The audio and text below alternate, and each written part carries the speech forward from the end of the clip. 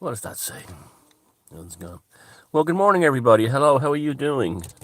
It's Saturday in June sometime. I'm just back from a film trip with my friend Neil MacDonald to the south of France, to the Land of Rock, getting footage and he's researching and writing up and working on a project we're going to be about the Rennes le Chateau mystery. It's we're going to blow the whole story out of the water in a new way this way. And we're not going to have anything to do with the Magdalene stuff, the Cathars, the Christ bloodline. None of that stuff will be in it. I'm not saying none of that stuff is true. That's not our brief. That's another thing. You see, this is the problem with the Henry Lincoln stuff. He just threw it off in every direction possible, and there's a reason why he did that, and we're going to reveal it.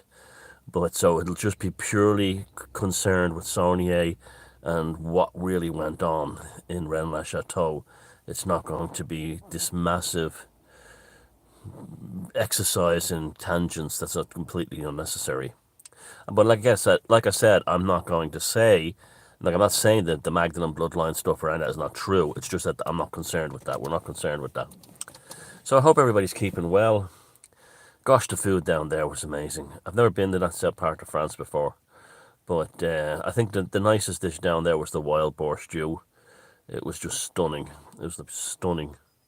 And I drank an awful lot of wine and didn't have one single hangover. Not one.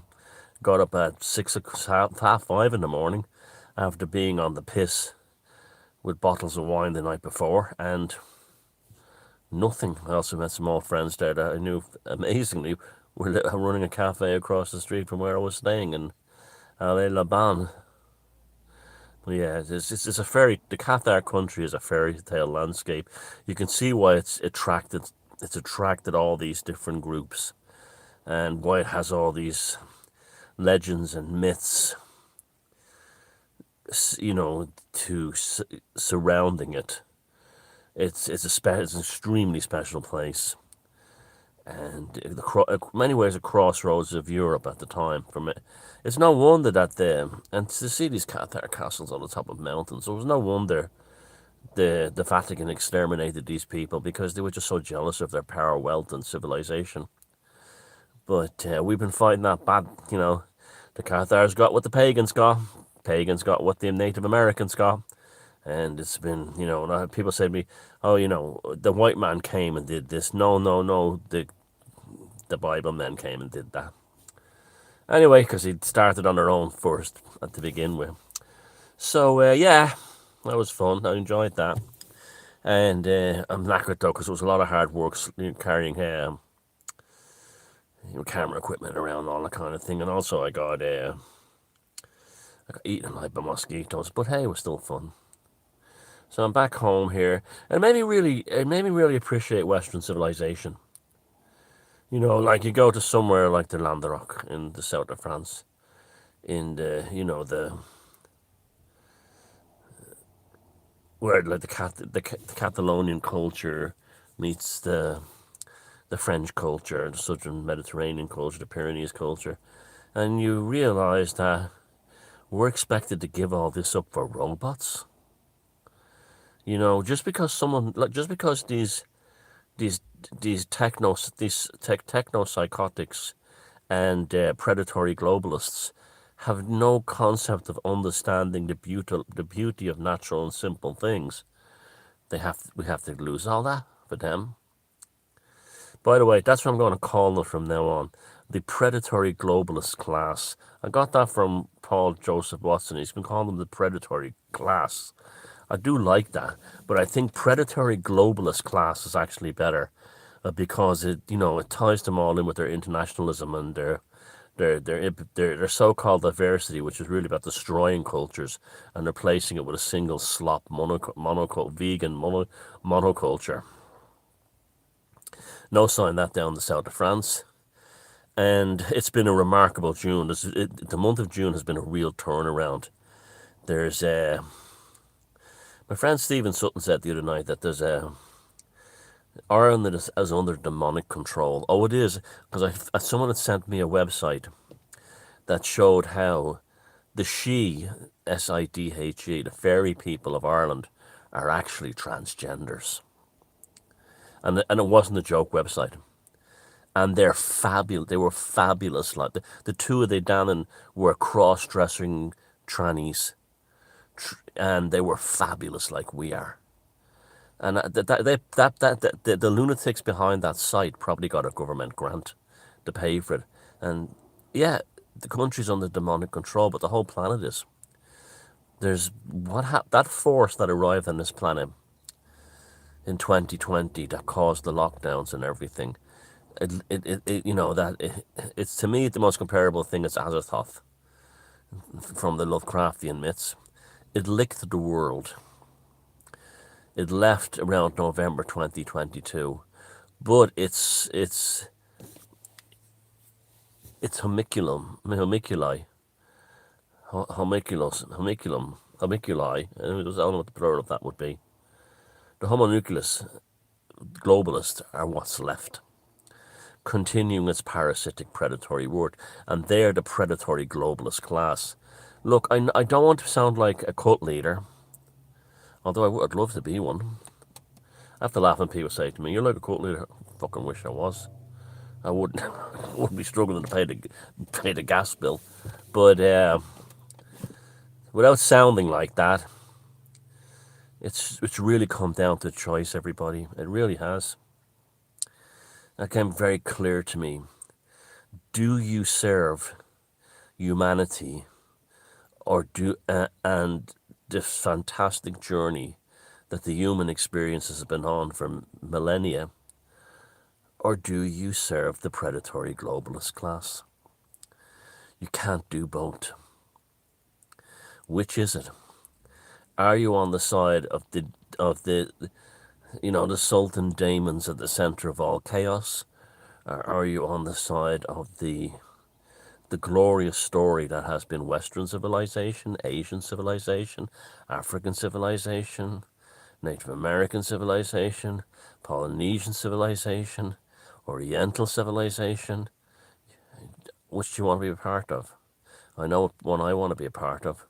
I want to be a part of the story of where we came from and where we're going, and not the Great Reset, the lie, the demon sultan's charter. It's really, really that clear, guys. I sound like Max Egan then. Which is it going to choose, folks? Which folks is it? When Max says that. He's right. Well, he's right when he says that. It just comes down to a choice, and you've got to choose which side you're on. Well, I've always been on I never had to make that choice because I was never going to be confronted with that dilemma.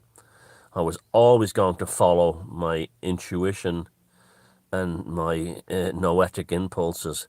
And as soon as I saw people like Bill Gates become manifest in the world, I was talking to a friend the other day, and I said, 10 years ago, your sister was praising, I won't mention her names, but it's funny. It's kind of cute, though.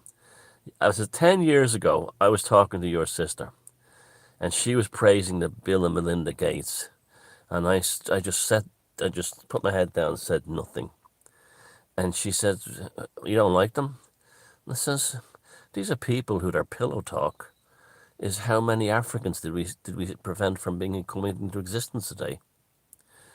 They're eugenicists, and they're obsessed with eliminating a people that they have no business being on their continent, telling them what to do."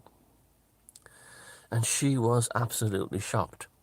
Well, when the lockdown was over, I bumped into the same woman 10 years later outside Tesco's in Swinford. And no, I'd seen her in between years in between. And she says to me, "Gosh, you were absolutely 100% correct about Bill Gates and his wife." So, I didn't labour the point when I told her that 10 years ago. And this is very important for us who are trying to hold on to. You say it and you walk away. You change the subject, talk about football, talk about pop music, you talk about the price of eggs, anything. But you don't become evangelical about it. You switch that Christian off inside you, that Christian evangelical personality trait inside you that we've been raised with, and you just drop a truth bomb and you move on. Hey, there's there's the phrase: drop a truth bomb and you move on. Drop a truth bomb and you move on. Drop a troop bomb, drop a troop bomb, drop a troop bomb, and you move on. There you go. Like that. But, yeah, we have to fight for what our ancestors gave us. What that made me realize was that justice does come around. That even though the Cathars were obliterated in the most appalling ways, we still are able to recognize their greatness today. I'm sure they weren't perfect like lots of people, but their legacy. They could not wipe the Vatican could not wipe, and Simon de Montfort, that absolute that's another one. Neil was bringing that one up. The Montfort University in Leicester, in England, is named after the Simon de Montfort guy. And it's a big woke university that teaches all these kind of liberal courses and progressive courses. And what was he famous for? Committing genocide against the people he didn't like and wanted all their stuff. And that sums up the woke, doesn't it? When you think about it, what are the woke doing to us in the West? What are the woke doing to the woke? Are doing what Simon de Montfort did to the Cathars, wiping us out and taking what our ancestors and we fought and worked hard for. But I said June has been an interesting month. I can remember the last few prides, Dublin was awash in rainbow flags. Now there was a token amount along the quays outside City Hall. The Belfast parade, or was it a Cork parade, collapsed because they couldn't get a spot. They couldn't get sponsors because gay people are turning their back on Pride. That's what's making it really go down. Gay men and women who see that this thing is very sinister. And I think Black Lives Matter had a lot to do with that. I think Black Lives Matter indirectly opened people up to a lot of the NGO stuff. Without fully understanding the NGO concept, they're now looking back and go, all that shite was to get people rich, buy them houses. And then they're now saying, isn't that Pride thing now the same? So you see that it's gay people who rose to the challenge regarding Pride and said, I'm not getting involved in that. So who goes to Pride Parades anyway in the last few years? These middle-class mummies who bring their sons and daughters to show them these fellas walking around with their lads hanging out, And it became too much.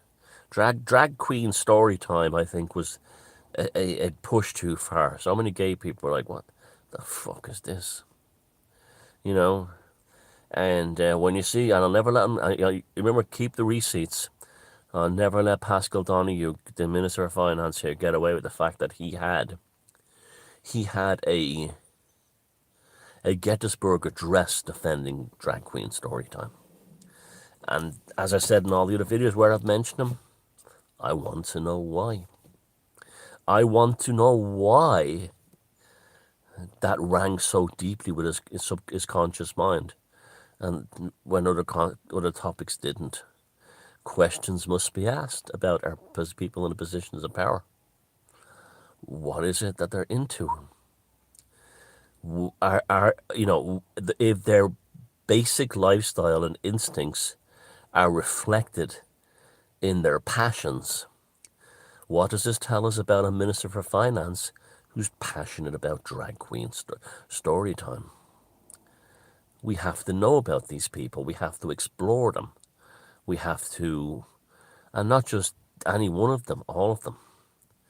I've come to the conclusion that every single politician in the Irish Parliament, all parties, all independents, whatever, are all evil. Every last one of them. There's not a single decent person there, and there's not a single decent person in the wings.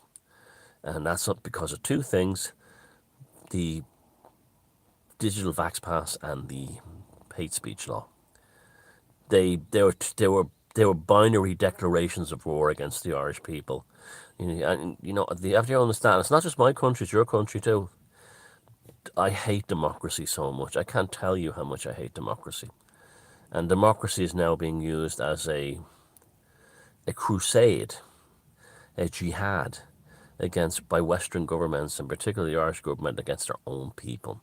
The Irish government is in a state of absolute and total blitzkrieg against the Irish people. They get up in the morning, all the politicians, all the senior civil servants, all the journalists and editors of newspapers and TV shows, and they say, what can we do today to fucking torture these cunts who live in this country, who are not, who are not, who are not, who are not being climately changey enough, who are not being, drag queeny story timey enough. They literally wake up in the morning and think that. And so it's just maybe more. I mean, they've already failed in so many ways. The fact that Pride has collapsed in June, the fact that they didn't get their digital ID pass, they failed. It's catastrophic failure, and but in the meantime, and even another thing too is through the needlecraft, they've slewn all their foot soldiers. That's why so many of them, I noticed, even in the Irish scene, where are they all gone all of a sudden? Well, they're at home. They're basically been destroyed by the needlecraft. They're sick all the time. They're weak. They've got AIDS, basically. And that would, so who's going to fight for them? No one. So you take heart. You take heart and feel good. This is the human experience is a bloody long story, and history didn't end last week. Sanguine Gnosis, love all you bastards. Take fucking care of yourselves, and remember, it's good to be you.